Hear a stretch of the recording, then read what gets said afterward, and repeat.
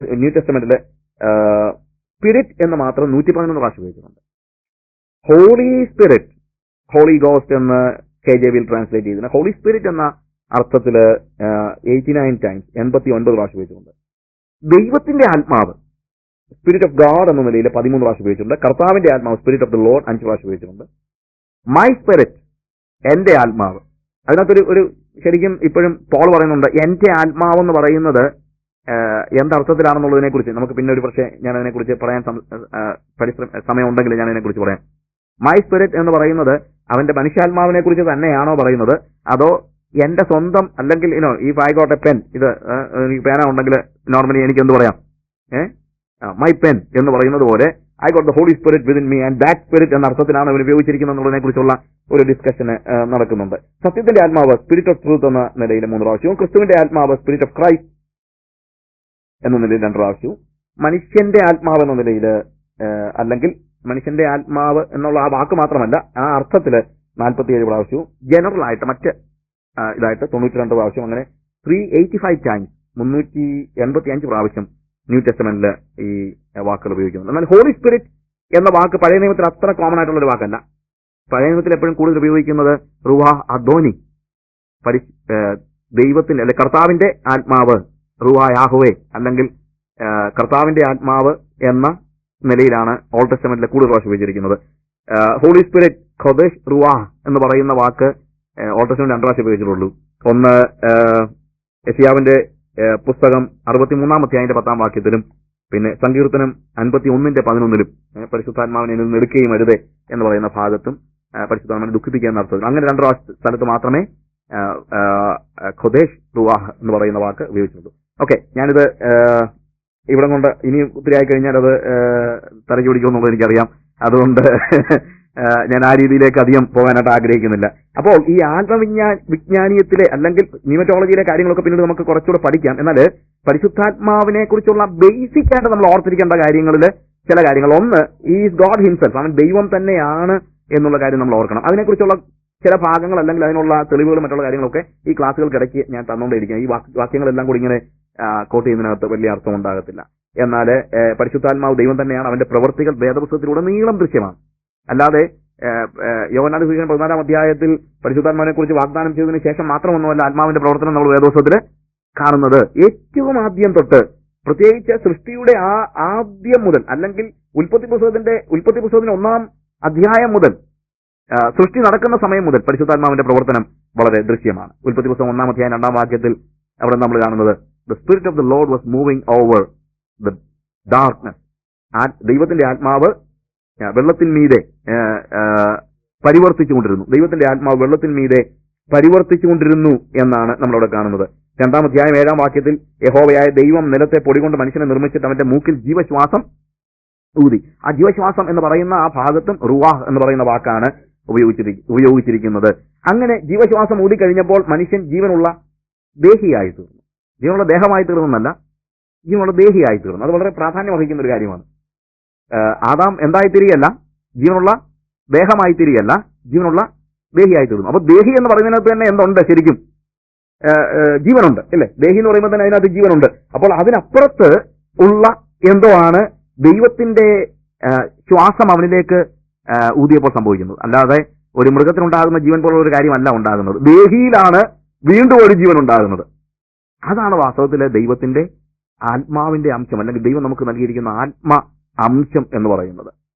അതുകൊണ്ട് എന്താണ്, നമുക്ക് നമ്മളൊരു മാൻ is A spiritual being with a body, material body, physical body, ഒരു ശരീരമുള്ള ആത്മജീവിയാണ് മനുഷ്യൻ. അല്ലാതെ ഭൂമിയിലുള്ള മറ്റു മൃഗങ്ങളൊന്നും എന്തല്ല, ആത്മജീവികളല്ല. അത് ജീവികളാണ്. എന്നാൽ മനുഷ്യനെ കുറിച്ച് പറയുമ്പോഴത്തേക്ക് അവനൊരു ജീവി എന്ന നിലയിലല്ല വേദോസം പഠിപ്പിക്കുന്നത്. Man is a social animal എന്നൊക്കെ നമ്മൾ ചിലപ്പം പുസ്തകത്തിൽ പഠിക്കുമായിരിക്കും. പക്ഷേ is not just a social animal, no, he is a spiritual being. അവനൊരു ആത്മജീവിയാണ്. കാര്യം അവന്റെ ഉള്ളിൽ എന്തുണ്ട്? ദൈവത്തിന്റെ ആത്മാവുണ്ട്.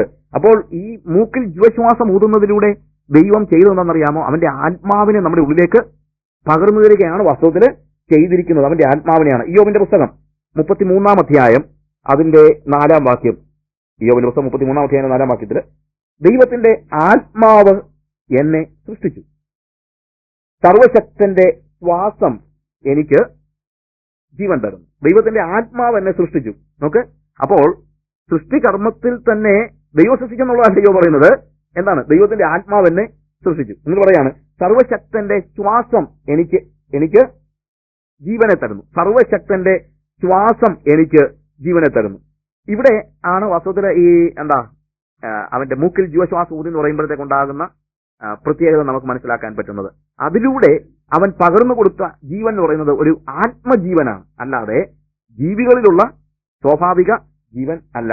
ഇതൊന്ന് മനസ്സിലാക്കാനായിട്ട് നമുക്ക് 1 Corinthians chapter 15 15-ാം അധ്യായം അതിന്റെ 45-ാം വാക്യത്തില് 1 കൊരിന്ത്യർ 15-ാം അധ്യായം അതിന്റെ 45-ാം വാക്യത്തില് ഒന്നാം മനുഷ്യനായ ആദാം ജീവനുള്ള ദേഹിയായി തീർന്നു എന്ന് എഴുതിയിരിക്കുന്നുവല്ലോ. ഒടുക്കത്തെ ആദാം ജീവിപ്പിക്കുന്ന ആത്മാവായി തീർന്നു. അപ്പോൾ യേശുക്രിസ്തുവിനെ കുറിച്ച് അവർ പറയാണ്, അവൻ ജീവിപ്പിക്കുന്ന ആത്മാവ്. മറ്റേ ഒന്നാമത്തെ ആദാം എന്തായിരുന്നു? അവനിൽ വേറൊരാൾ ജീവശ്വാസം ഊതണമായിരുന്നു. അവനിൽ വേറൊരാൾ ജീവശ്വാസം ഊതിയത് കൊണ്ട് അവൻ ജീവനുള്ള ദേഹിയായി തീർന്നു. എന്നാൽ ഒടുക്കത്തെ ആദാമിൽ ആരും ജീവശ്വാസം ഊതേണ്ട കാര്യമില്ല. അവന്റെ ജീവശ്വാസത്തിൽ എന്താണ്? ആളുകൾ ജീവിക്കുകയാണ്. അവൻ ജീവിപ്പിക്കുന്ന ആത്മാവായി തീർന്നു എന്നാണ് ഇവിടെ കാണുന്നത്. ഒന്നാം മനുഷ്യനായ ആദം ജീവനുള്ള ദേഹത്തിൽ നിന്ന് അവനെ ജീവിപ്പിക്കുന്ന, ശരിക്കും പറഞ്ഞു കഴിഞ്ഞാൽ ഈ ആദമിനെ പോലും ജീവിപ്പിക്കുന്ന സർവശക്തന്റെ ശ്വാസം, അതാണ് വാസ്തവത്തിൽ ഒടുക്കത്തെ ആദാം എന്ന് പറയുന്നത്. അല്ലെ? സർവശക്തന്റെ ശ്വാസം. കാര്യം സർവശക്തന്റെ ശ്വാസം എന്ത് വരും? നമുക്ക് ജീവൻ തരും. ജീവിപ്പിക്കുന്ന ആത്മാവാണ് ഒടുക്കത്തെ ആദം എന്ന് പറയുന്നത്. ഈ രണ്ട് വാക്കുകൾ നമ്മൾ ചേർത്ത് പഠിക്കുമ്പോൾ യേശു കർത്താവ് തന്നെ എന്താണ്? സർവശക്തന്റെ ശ്വാസമായിട്ട് അല്ലെങ്കിൽ ജീവിപ്പിക്കുന്ന ആത്മാവായിട്ട് വരികയാണ്. ഇനി സങ്കീർത്തനം 104-30 വാക്യത്തില് നിന്റെ ശ്വാസം അയക്കുമ്പോൾ അവ സൃഷ്ടിക്കപ്പെടുന്നു.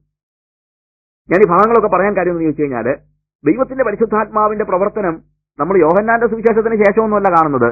അല്ലെങ്കിൽ അപ്പോസ്തല പ്രവൃത്തികളില് 1-ാം അധ്യായം 8-ാം വാക്യത്തിൽ നമ്മൾ കാണുന്ന പ്രകാരം 2-ാം അധ്യായത്തിന്റെ 1-ാം വാക്യത്തിൽ പെന്തക്കോസ്താൻ വന്നപ്പോൾ പരിശുദ്ധാത്മ ഇറങ്ങുന്നു. അതിനുശേഷം മാത്രമൊന്നുമല്ല പരിശുദ്ധാത്മാവിന്റെ പ്രവർത്തനങ്ങൾ നമ്മൾ കാണുന്നത്. പരിശുദ്ധാത്മാവിന്റെ പ്രവർത്തനം തുടങ്ങുന്നത് സൃഷ്ടിയിങ്കൽ തന്നെയാണ്. സൃഷ്ടിയിങ്കൽ ത്രിയേക ദൈവത്തിന്റെ എല്ലാ ഫാക്കൽറ്റീസും അവിടെ പ്രസന്റ് ആയിട്ടാണ് നമ്മൾ കാണുന്നത്. ത്രിയേക ദൈവത്തിന്റെ എല്ലാ ഫാക്കൽറ്റീസും ഉൽപ്പത്തി പുസ്തകം 1-ാം അധ്യായം നമ്മൾ വായിക്കുമ്പോൾ ആദിയിൽ ദൈവം ആകാശവും ഭൂമിയും സൃഷ്ടിച്ചു. ദൈവം, അവിടെ ദൈവം എന്നുപയോഗിച്ചിരിക്കുന്നത് തന്നെ ട്രയൂൺ ഗോഡിനെ പ്രതിഫലിപ്പിക്കത്തക്ക രീതിയിൽ എലോഹിം എന്ന് പറയുന്ന പ്ലൂറൽ ആണ്, അല്ലെങ്കിൽ ബഹുവചനത്തിലാണത് ഉപയോഗിച്ചിരിക്കുന്നത്. ആദിയിൽ ദൈവം ആകാശവും ഭൂമിയും സൃഷ്ടിച്ചു. 2-ാം വാക്യത്തിൽ ദൈവത്തിന്റെ ആത്മാവ് വെള്ളത്തിന്മീതെ പരിവർത്തിച്ചുകൊണ്ടിരുന്നു. അപ്പൊ നോക്ക്, ആദിയിൽ ദൈവം ആകാശവും ഭൂമിയും സൃഷ്ടിച്ചു. രണ്ടാമത് കാണുന്നു? ദൈവത്തിന്റെ ആത്മാവ്. നോക്ക്, ഉടനെ തന്നെ വരികയാണ്. മൂന്നാമത് വെളിച്ചം ഉണ്ടാകട്ടെ എന്ന് ദൈവം കൽപ്പിച്ചു. വെളിച്ചമുണ്ടായി. വെളിച്ചം ഉണ്ടാകട്ടെ എന്ന് കൽപ്പിച്ചു. അവിടെ ദൈവത്തിന്റെ വചനം ക്രിയ ചെയ്യുകയാണ്, വചനം വരികയാണ്. അപ്പോൾ ആ 1-ാമത്തെ അധ്യായത്തിന്റെ ആദ്യത്തെ പാസേജിൽ തന്നെ നമ്മൾ എന്ത് കാണുന്നുണ്ട്? ട്രിനിറ്റിയുടെ ഒരു പ്രതിഫലനം നമ്മൾ കാണുന്നുണ്ട് എന്നാണ് നമ്മൾ മനസ്സിലാക്കാൻ കഴിയുന്നത്. അപ്പോൾ ഈ സൃഷ്ടിയിലെ തൃത്വദർശനം നമ്മുടെ വിശ്വാസത്തിന്റെ അടിത്തറയാണ്. വേദപുസ്തകത്തിന്റെ ആദ്യത്തെ ചാപ്റ്ററിൽ തന്നെ നമ്മൾ കാണുന്നതാണ് ഈസ് എ ട്രയൂൺ ഗോഡ്. അതിനെ വിശദീകരിക്കാൻ നമ്മൾ വളരെ അധ്വാനിക്കേണ്ടി വരും ട്രിനിറ്റിയെ കുറിച്ച്. കാര്യം അത് ഇന്നും ഇന്നലെ തുടങ്ങിയതല്ല. ട്രിനിറ്റിയെ കുറിച്ചുള്ള വലിയ വാദപ്രതിവാദങ്ങൾ ഒത്തിരി കാലങ്ങളായിട്ട് നടന്നു വരികയാണ്. നമ്മളുടെ സബ്ജക്റ്റും അതല്ല. എങ്കിലും ട്രിനിറ്റിയുമായിട്ട് ബന്ധപ്പെട്ട് ചില കാര്യങ്ങൾ പറയാതിരിക്കാൻ പറ്റത്തില്ല. We have to believe. വളരെ വിശാലമായ ഒരു വിഷയമാണ് ട്രിനിറ്റി. ഒരാൾ പറഞ്ഞ കാര്യം എന്താണെന്ന് വെച്ച് കഴിഞ്ഞാൽ, if you try to explain Trinity you are going to lose your mind, and if you try to explain it away you are going to lose your soul. നീ ട്രിനിറ്റിയെ എക്സ്പ്ലെയിൻ ചെയ്യാൻ നോക്കുകയാണെങ്കിൽ മിക്കവാറും നിനക്ക് ബുദ്ധിക്ക് പ്രശ്നം ഉണ്ടാകും.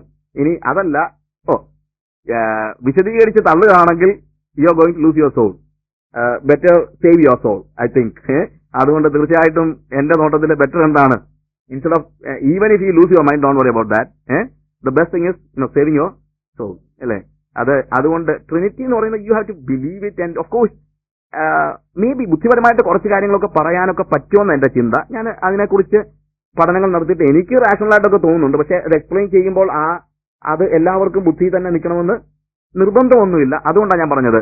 കാരണം ഇതൊരു ഫെയ്ത്ത് ആണ്. It is not against rationality. The faith is not against rationality. It is beyond our rationality.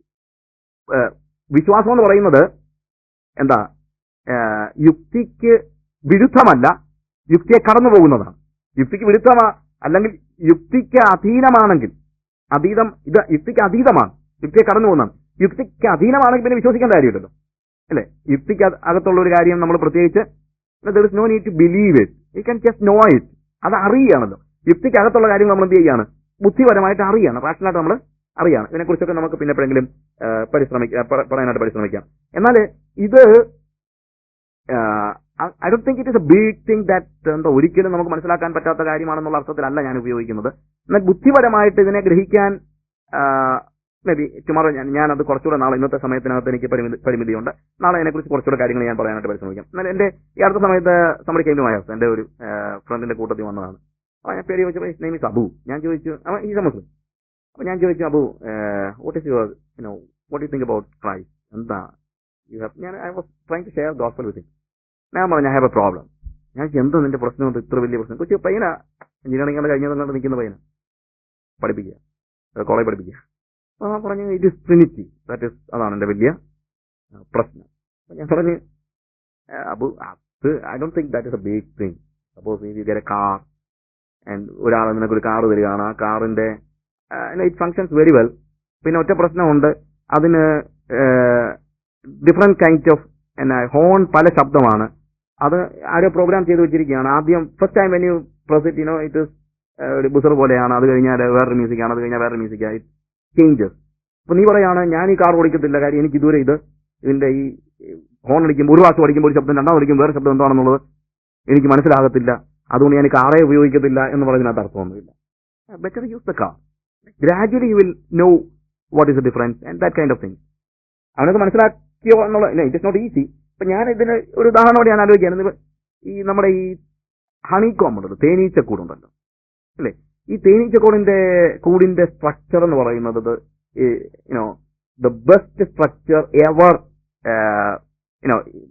മനുഷ്യനുണ്ടാക്കുന്നത് പോയിട്ട് ലോകത്തിലെ ഏറ്റവും ബെസ്റ്റ് എഞ്ചിനീയറിംഗ് സ്ട്രക്ചറാണ് ഈ തേനീച്ചക്കൂട് എന്ന് പറയുന്നത്. തേനീച്ചയുടെ ഒടിസേ ഹണികോം, അതിന്റെ സെൽസ്, അല്ലേ?